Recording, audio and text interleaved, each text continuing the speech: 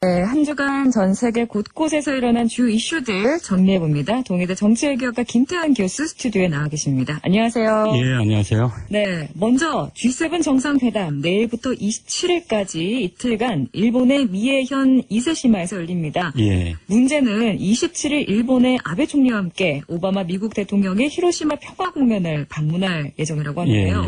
자세히 좀 어떤 내용인가요? 예, 미국의 버락 오바마 대통령이 도쿄하고 교토 사이 중간 지점에 간도 지역 쪽으로 중간 지점에 이세지마라는 도시가 있는데 거기에서 G7 정상회담을 올해 이번에 합니다. 내일부터 이틀 동안 열리는데 거기에 참석하기 위해서 지금 아마 일본에 도착했을 거라고 생각을 하는데요. 베트남을 출발해서 일본에 도착을 합니다. 이 G7 정상회담에서는 요새 경제가 안 좋기 때문에 지구촌의 경제적인 어려움을 타개해 나가기 위한 서방 선진국들 간의 어떤 논의가 아무래도 중심적으로 있을 것이고요.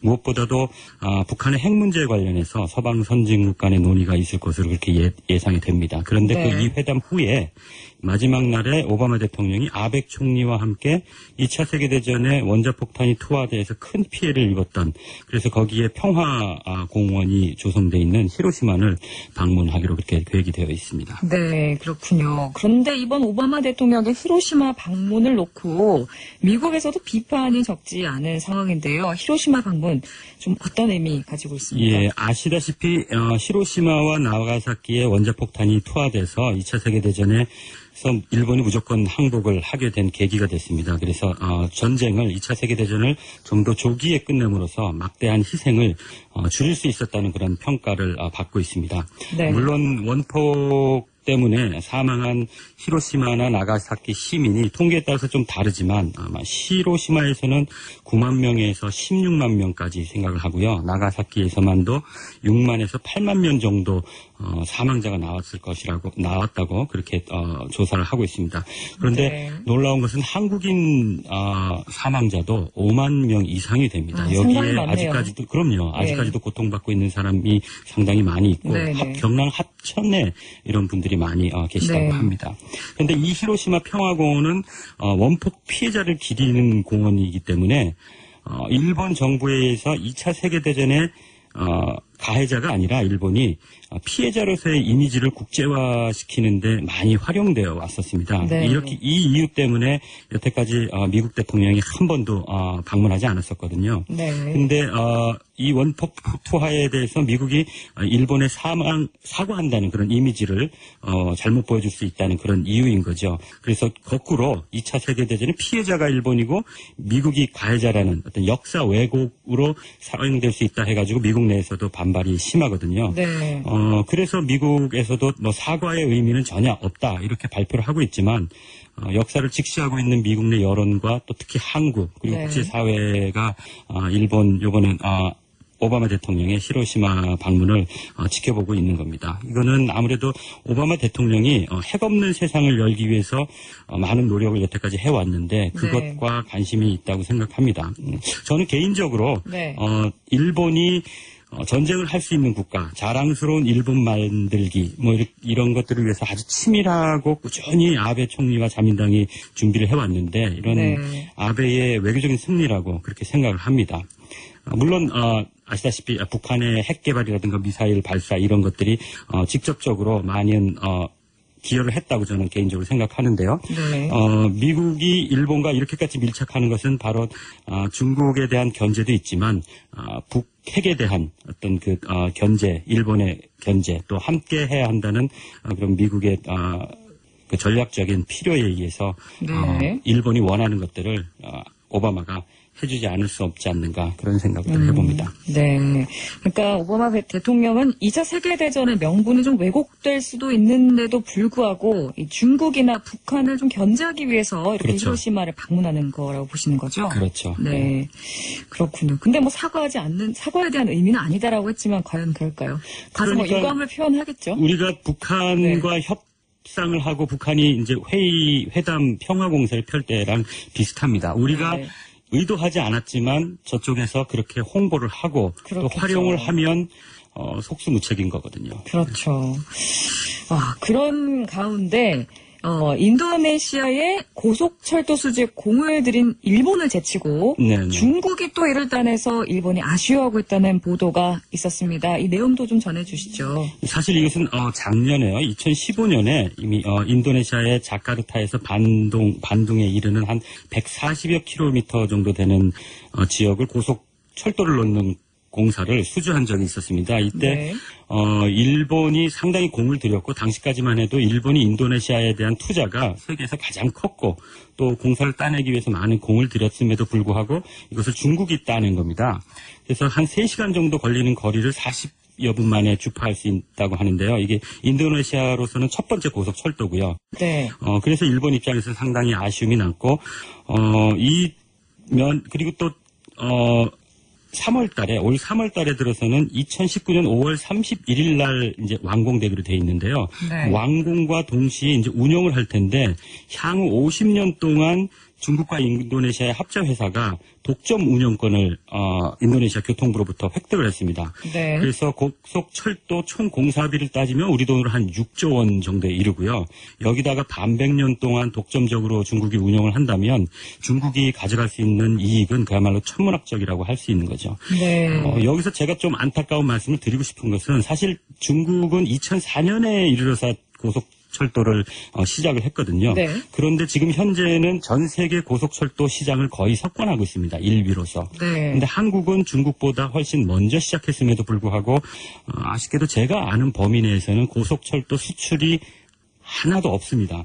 안타깝네요. 그래서 우리가 흔히 중국이 한국을 따라잡는다고 할 때는 어떤 기술적인 부분에서는 그래도 아직도 우리가 우위라고 한다고 그렇게 생각을 하고 있는데 네. 이런 부분에서 그럼에도 불구하고 중국이 후발주자임에도 불구하고 전 세계 고속철도 시장을 석권하고 있는 거에 대해서 우리 입장에서는 정부든지 우리 KTX도 뭐 국내에서만 자꾸 흑자냈다고 그럴 것이 아니라 네. 좀 더 전략적인 치밀한 계획하에서 노력을 좀 더 해야 되지 않을까 그런 생각을 합니다. 네, 그렇습니다. 또 박근혜 대통령이 아프리카 순방에 나섰죠.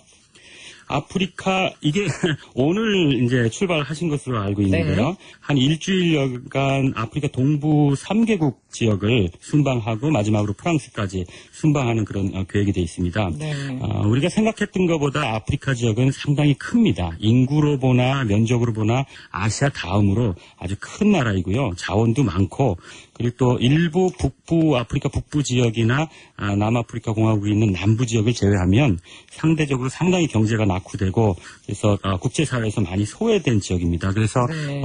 이번에 박근혜 대통령이 방문을 해서 여러 가지로 좋은 성과를 이룩하면 상당히 외교적으로나 경제적으로나 좋은 좋은 계기가 될 거로 생각을 합니다. 네. 중국은 이미 벌써 아주 오래전부터 이 지역에 막대한 투자를 하고 있고 또 전력을 기울이고 있거든요. 아프리카 네. 에너지 자원에 또 눈독을 들이면서 그리고 장학금을 막대하게 풀어서 아프리카 지역 유학생들을 중국으로 초청을 합니다. 그래서 네. 친중 인사들을 대대적으로 양성하고 있는 중입니다. 그래서 그런 것들을 보면 우리가 좀 늦은 감이 있다고 그렇게 생각할 정도입니다. 네. 구체적으로 동부 지역이거든요. 이번에 방문하는 지역이. 네, 어디를 방문하나요? 이티오피아, 케냐, 우간다 이렇게 방문하기로 되어 있는데 네. 모두 다 영어권입니다. 그리고 아프리카 지역이 무슬림권이 많은데 요 세 국가는 기독교 인구가 다수를 차지하는 지역이고요. 그래서 기존에 서방과 우호 관계를 맺고 있는 지역들입니다. 그래서 네. 아시다시피 이티오피아는 6.25 때 우리 한국에 병력을 파견해서 네. 우리를 많이 도와준 나라고 케냐는 여러분이 아시는 오바마 대통령의 아버지의 나라입니다. 네. 그리고 우간다는 인도양하고 연해 있는 케냐 서쪽 내륙 지역에 위치한 나라인데요. 유네스코 세계유산이 많은 나라로 알려져서 아주 아름다운 곳으로 알려져 있습니다. 잘 아시는 영화 타잔이 바로 이 우간다에서 촬영됐습니다. 네. 그러니까 요 이디오피아하고 그 남쪽에 케냐 그리고 네. 뒤편에 우간다가 니은자가 좌우가 바뀐 모양으로 그렇게 위치해 있습니다. 그래서 네. 아프리카의 한류 붐을 또 다시 한번 일으키고 또 경제와 외교 안보적인 성과를 거둘 거라고 청와대에서는 그렇게 설명을 하고 있는데 네. 저는 일본과 관련해서 좀 주목하고 싶거든요. 일본과 관련해서요? 아까 처음에 오바마 대통령이 일본과 상당히 밀접한 관계를 맺고 일본이 원하는 네. 히로시마를 방문까지 하게 되는데요. 그래서 내일부터 열리는 일본 G7 정상회담에서 아베 총리가 사실은 박근혜 대통령을 초대하고 싶었었거든요. 네. 근데 그 명분은 제가 볼 때는 개인적으로 그런 얘기는 하지 않지만 오바마 대통령이 원폭 투하 지역인 히로시마를 방문하고 또 한국의 대통령까지 같이 있다면 네. 피해자로서의 일본 이미지 그리고 일본이 더 이상 가해자가 아니라 정정당당하게 당당하게 전쟁에 임하고 뭐 그런 이미 우익적인 아베가 원하는 이미지를 이렇게 만들어가는데 네. 상당히 기여할 거라고 생각을 했던 것 같습니다. 네. 우리 정부도 이것을 아마 알고 있었든지 이번에 아프리카 방문 일정이 짜여져 있었기 때문에 물론 거절을 했죠.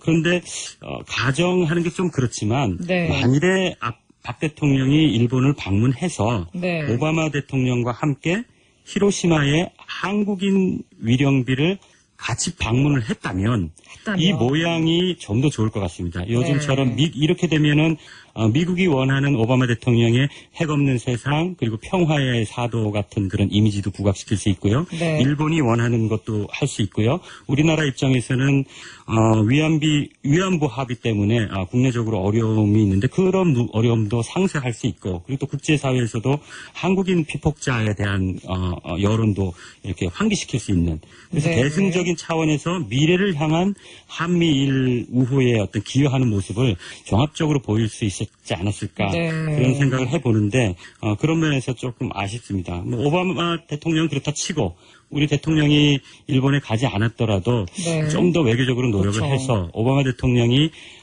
어차피 같이 있거든요. 그 히로시마 평화공원 내에 위치하고 네. 있기 때문에 히로시마 평화공원을 방문하면서 한국인 위령비를 같이 방문한다면 한번 기대해 보겠습니다. 아직 이루어지지 않은 일이니까요. 기대해도 될까요? 기도하겠습니다. 네, 알겠습니다.